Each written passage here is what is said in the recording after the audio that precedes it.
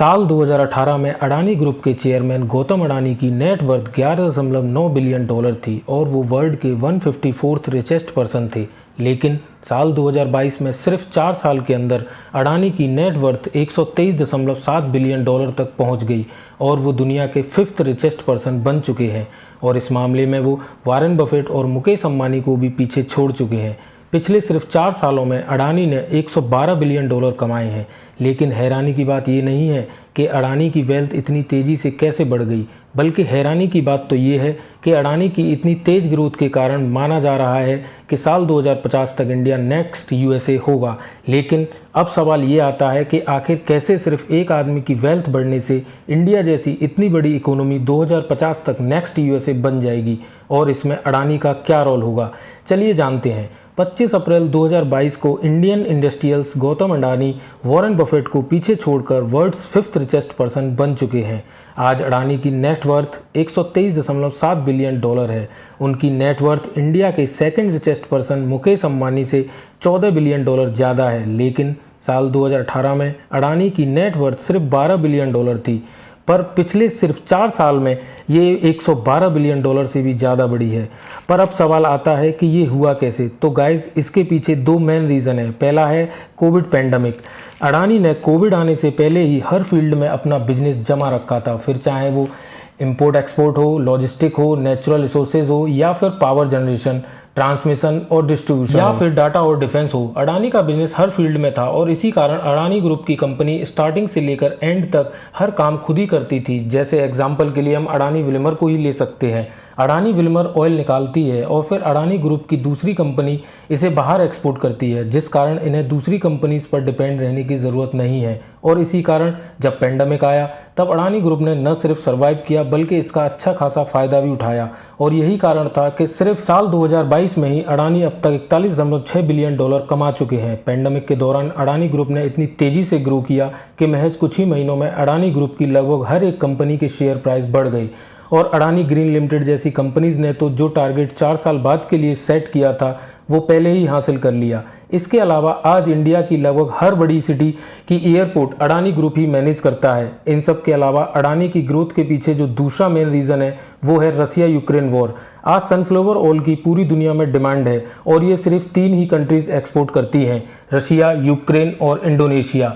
अब जब रशिया और यूक्रेन के बीच वॉर शुरू हो चुकी है तो इसकी एक्सपोर्टर सिर्फ एक ही कंट्री बची, इंडोनेशिया। लेकिन इंडोनेशिया भी इतनी बड़ी डिमांड को एक साथ पूरा नहीं कर सकता और यहीं आता है रोल अडानी विल्मर का। रसिया यूक्रेन वॉर के कारण जब सनफ्लावर ऑयल की मार्केट में कमी हो गई तो दुनिया भर में इसके अल्टरनेटिव्स की मांग तेजी से जोर पकड़ने लगी और इसके अल्टरनेटिव्स हैं ग्राउंडनट, मस्टर्ड और सोयाबीन ऑयल। अडानी विल्मर ने इस मौके का पूरा फायदा उठाया और उसने ये ऑयल एक्सपोर्ट करना शुरू कर दिया। और यही कारण है कि जब से रसिया यूक्रेन वॉर स्टार्ट हुई है तब से लेकर अब तक अडानी विल्मर के शेयर में 42% की बढ़ोतरी हो चुकी है।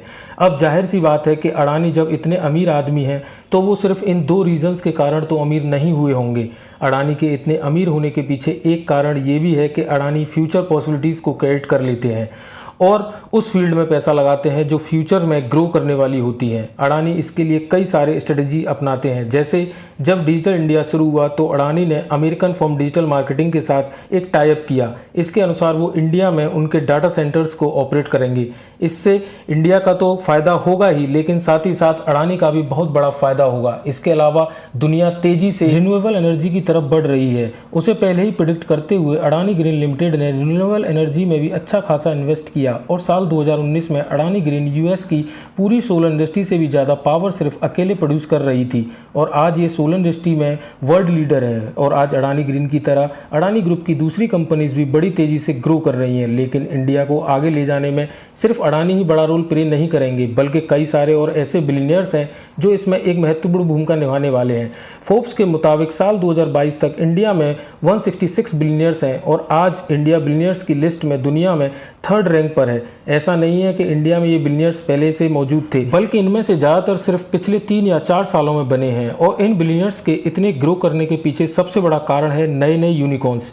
यूनिकॉर्न्स उन कंपनीज को कहा जाता है जिनका वैल्यूएशन $1 बिलियन से ज़्यादा होता है। साल 2011 तक इंडिया में सिर्फ एक यूनिकॉर्न थे, लेकिन आज 94 यूनिकॉर्न्स हैं और इनमें से 76 तो सिर्फ पिछले 3 सालों में बने हैं। इन यूनिकॉर्न्स के कारण इंडिया आज लगभग हर सेक्टर में ग्रो कर रहा है। लेकिन इंडिया को यूएसए बनाने के पीछे सिर्फ ये यूनिकॉर्न्स ही नहीं होंगे, बल्कि इंडिया के अलग अलग सेक्टर्स भी उतनी ही तेजी से ग्रो कर रहे हैं। जैसे आज इंडिया का डिफेंस सेक्टर आत्मनिर्भर भारत को ध्यान में रखते हुए पूरी तरह सेल्फ रिलायंट होने पर फोकस कर रहा है।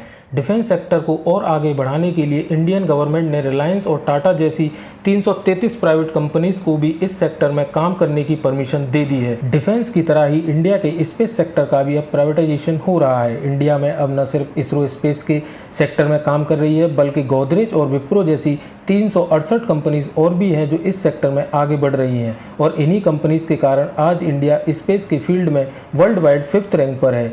इन सब के अलावा इंडियन गवर्नमेंट भी इन सेक्टर्स और यूनिकॉर्न्स को आगे बढ़ाने में एक बड़ा रोल प्ले कर रही है। आज गवर्नमेंट लगातार ये ट्राई कर रही है कि इंडिया में बिजनेस आसान हो, और वो इसमें सक्सेस भी हासिल कर रही है। नए बिजनेस को ऊंचाइयों तक पहुंचाने के लिए गवर्नमेंट गुजरात में गिफ्ट यानी Gujarat finance international tech city भी बनाने जा रही है, जिसमें बिजनेस के लिए हर तरह की सुविधाएं मौजूद होंगी।